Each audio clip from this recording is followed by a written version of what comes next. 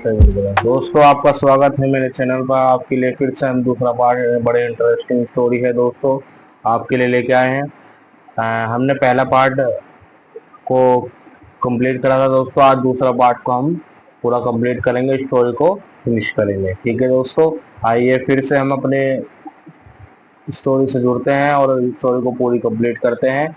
और जो भी वर्ड्स आप उनको नोट डाउन कर लेना, जो भी वर्ड्स आपको समझ में ना आए तो आप मुझसे कमेंट बॉक्स में पूछ सकते हैं। आइए दोस्तों, हम बिना देरी करके स्टोरी को शुरू करते हैं। पहला पार्ट देखने के लिए दोस्तों आपको हम स्क्रीन पे दिख रहा होगा, आप पहला पार्ट इस पे देखिएगा जरूर। पहले पार्ट देखेंगे तो आपको दूसरा पार्ट जब भी समझ में आएगा, अन्य नहीं आएगा। आप पहला पार्ट जरूर देखिएगा जब भी दूसरे पार्ट पर आइएगा। ठीक है दोस्तों, आइए हम स्टोरी को स्टार्ट करते हैं। There is no mystery about it, Miss Beam. Continue. Everyone is very kind, and it is really something of a game. Before the day is over, thought even the most thoughtless child realize what misfortune is। ठीक है दोस्तों, हमने यहाँ से यहाँ तक read करा। इसका मीनिंग होता है दोस्तों, जो मिस्टर बीन थी वहाँ की जो देख रखाव जो प्रिंसिपल थी उनसे वे कहती है कि यहाँ हर व्यक्ति एक दयालु होता है, और ये सब क्या है, एक गेम की तरह है कि इस गेम को हम कैसे खेलते हैं। ठीक है, तो मतलब किस तरह से हम रहते हैं, ये दोस्तों एक गेम की तरह है। ठीक है, आइए हम आगे रीड करेंगे और स्टोरी को समझने की कोशिश करेंगे। The blind day is of course really the worst, but some of the children tell me that the dumb day is most difficult. We cannot bandage the children's mouth, so they really have to exercise their willpower. Come into the garden and see for yourself how the children feel about it. ठीक है दोस्तों, हमने यहाँ से यहाँ तक read करा। Miss force का मतलब होता है, मिस फॉर्चून का मतलब होता है दोस्तों दुर्भाग्य। ठीक है, और मिस्ट्री का मतलब होता है कष्ट। ठीक है दोस्तों, आपको मैंने पहले ही बताया था और आपको मैं दोबारा बता रहा हूँ। ठीक है दोस्तों, तो हमने यहाँ से यहाँ तक रीड करा। इसका मीनिंग है दोस्तों कि इससे ब्लाइंड से ज्यादा, वो कहता है कि ब्लाइंड से ज्यादा कि किसी के मुंह पर पट्टी बांधना है, क्योंकि उसे सांस लेने में तो उसे चुप रहना पड़ता है पूरे दिन। ठीक है दोस्तों, यहाँ तक ये बात कही गई है। आगे हम रीड करेंगे, स्टोरी को समझने की कोशिश करेंगे और अपनी रीडिंग को बेहतर से बेहतर बनाने की कोशिश करेंगे। दोस्तों, अपने जो छोटे बहन भाई, बड़े बहन भाई को सबको फ्रेंड सर्कल में शेयर करिएगा वीडियो को। और जिनकी रीडिंग कमजोर है उनको रीडिंग को आप स्ट्रॉन्ग बना सकते हैं। Mister Beam led me to one of the bandaged girls here's gentleman come to talk to you, said Miss Beam and left us। ठीक है दोस्तों, जो मिस्टर बीम कहती हैं कि एक गर्ल्स से वे बात कर रहे थे और वे कहती हैं कि ये एक जेंटलमैन, एक अच्छी व्यक्ति है। ठीक है दोस्तों, मिस्टर बीम कहकर वे चली जाती है। डोंट यूर इवन पीप, मतलब एक झलक के लिए। I asked the girl, oh no, she exclaimed, that would a cheating, but I had no idea it is so harmful to be blind। ठीक है दोस्तों, you can't see, I think I feel you are going to be hit by something every moment, it is such a life just to sit down। ठीक है दोस्तों, यहाँ से यहाँ तक हमने रीड करा। जिसकी आंखों पर पट्टी बंधी हुई थी उसके पास वो जेंटलमैन खड़ा था और उससे पूछता है कि तुम ये सबसे भयानक है, अंधापन भयंकर है बहुत ज्यादा। क्यों? क्योंकि इसमें हर वक्त डर लगा रहता है कि कहीं मुझे चोट ना लग जाए, और बैठना ही अच्छा एक विकल्प है। ठीक है दोस्तों, यहाँ तक उन्होंने रिलाइफ का मतलब राहत, और हार्मफुल का मतलब भी होता है दोस्तों भयंकर। ठीक है दोस्तों, आइए हम आगे रीड करते हैं और स्टोरी को समझने की कोशिश करते हैं। Are your helpers kind to you, I asked fairly, but they are not as careful as I shall be when it is my turn. Those that have been blind already are the best helpers. It is perfectly ghastly not to see. I wish you'd try. Shall I need you anywhere? I asked it. ठीक है दोस्तों, वो उससे कहता है कि तुम्हारे पास हर कोई एक हेल्पर होता है, मतलब कोई दयालु व्यक्ति होता है क्या, ये उससे पूछा गया। ठीक है, और वो कहते हैं हाँ, हर तरह से वे उसकी मदद करते हैं, मतलब कोई व्यक्ति उसकी मदद करता है। तो ये उसने उससे पूछा।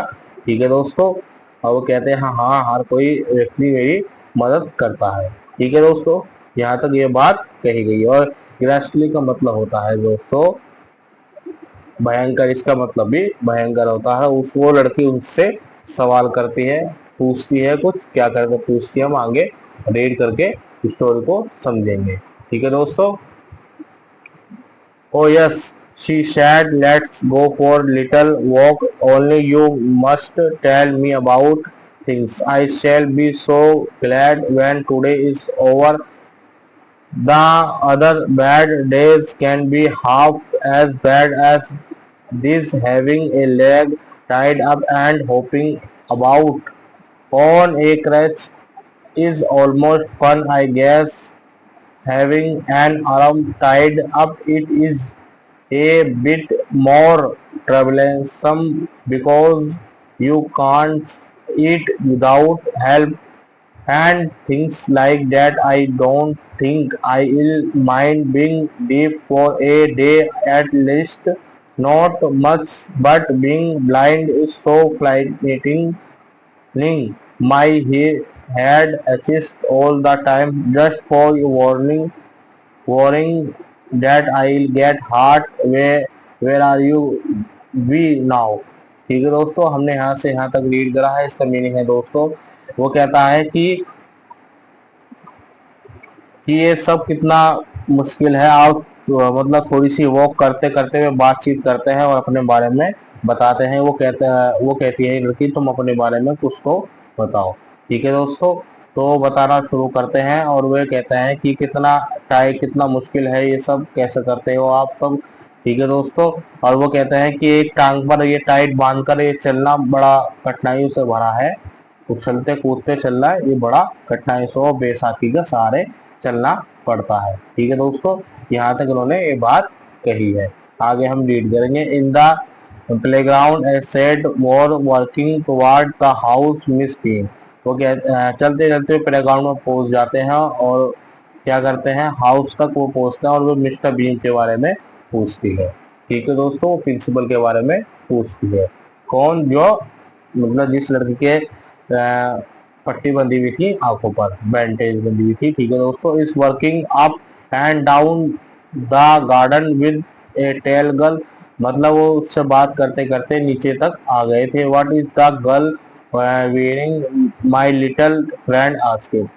वो कहती है कि एक लड़की यहाँ पर होगी और वो उसने क्या पहना हुआ है।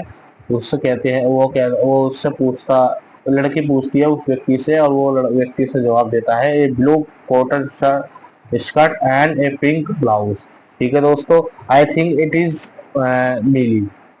वो लड़की कहती है ये नीली है। She said what colour is her, उसका कलर क्या है बालों का। ठीक है दोस्तों, उस व्यक्ति से पूछते very light. I sad yes that's नीली। शीट्स ए हैड गर्ल, वो कहती है कि मेरी फ्रेंड है।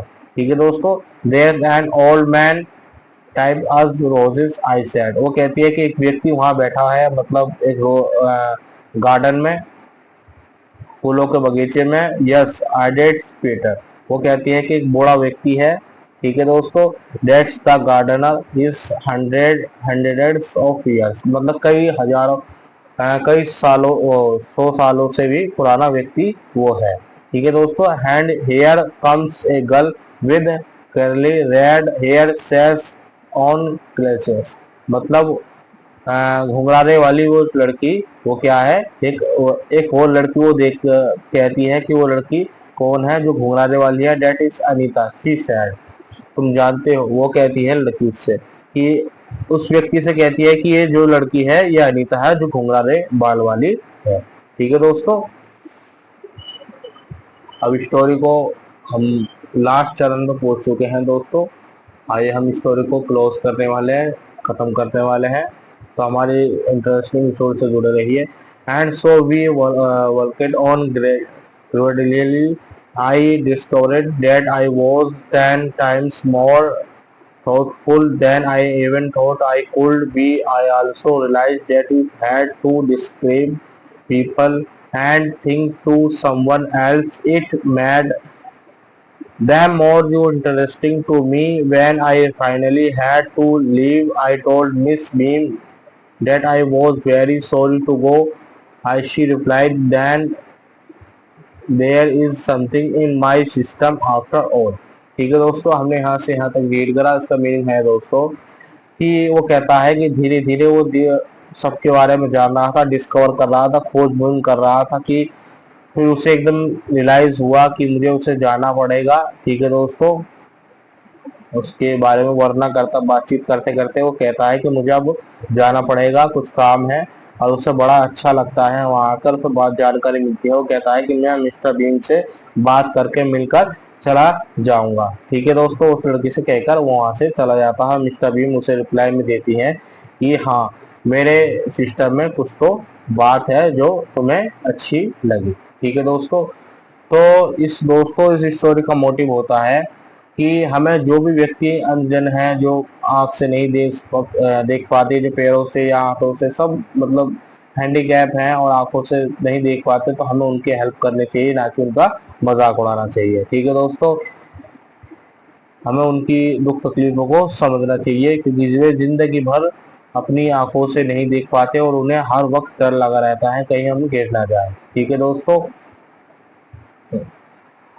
आप इस स्टोरी में आपने बहुत कुछ सीखने की कोशिश करी होगी, मैंने आपको बहुत सिखाने की कोशिश करी दोस्तों। जो भी वर्ड्स हैं आप उनको नोट डाउन कर लेना। ठीक है, और उसमें जो भी न्यू वर्ड्स आपको लगे आप उनको नोट डाउन करना, और जो भी मीनिंग आपको समझ में आए तो आप मुझसे कमेंट बॉक्स में पूछ सकते हैं। अब दोस्तों आपसे स्टोरी से विदा लेने वाले हैं, आपकी मर्जी दोस्तों। आप सब्सक्राइब करो, लाइक करो एंड शेयर जरूर करेगा। अपने छोटे बहन भाई को जरूर दिखाइएगा और बड़े भाई को भी दिखाइएगा, जिनकी रीडिंग बेहतर ना हो, आप उनकी रीडिंग को बेहतर बना सकते हैं। ठीक है दोस्तों, मिलते हैं आपसे नेक्स्ट स्टोरी में दोस्तों। लेते हैं आपसे अलविदा। आप हमारे चैनल से ऐसे ही जुड़े रहिए और सपोर्ट करते रहिए। थैंक यू वेरी मच दोस्तों, मिलते हैं अगली वीडियो में। Thank you very much.